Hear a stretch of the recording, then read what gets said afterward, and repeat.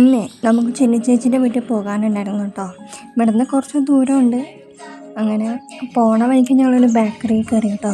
അപ്പോൾ സൺഡേ ആയതുകൊണ്ട് ഈ ബേക്കറിയിൽ നല്ല തിരക്കുണ്ടായിരുന്നു കേട്ടോ. വാടാനപ്പള്ളി തന്നെയായിരുന്നു, പേര് ഞാൻ മറന്നുപോയി.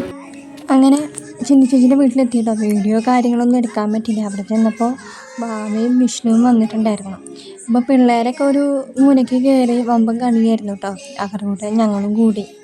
അങ്ങനെ കളിയൊക്കെ കഴിഞ്ഞ് നല്ല വിശപ്പുണ്ടായിരുന്നു കേട്ടോ. കുഴിമന്തിയായിരുന്നു സ്പെഷ്യൽ ഇന്ന്. അങ്ങനെ പിള്ളേരൊക്കെ ഭക്ഷണമൊക്കെ കഴിച്ച് കഴിഞ്ഞ ശേഷം ഒരു ചെറിയൊരു വീട് പോലെ ഉണ്ട് കേട്ടോ. അപ്പോൾ കളിക്കാനായിട്ട് തന്നെ അതിൻ്റെ ഉള്ളിൽ കയറി നല്ല കളിയായിരുന്നു കേട്ടോ. എന്നെയൊക്കെ വിളിച്ചു അതിൻ്റെ ഉള്ളിലേക്ക് ചെല്ലാനായിട്ട്. ഞാൻ പോയില്ല. അതിൻ്റെ ഇടയ്ക്ക് ഇവിടെ ആങ്ങളെയും പെങ്ങളും കൂടെ വമ്പൻ കളിയാട്ടോ.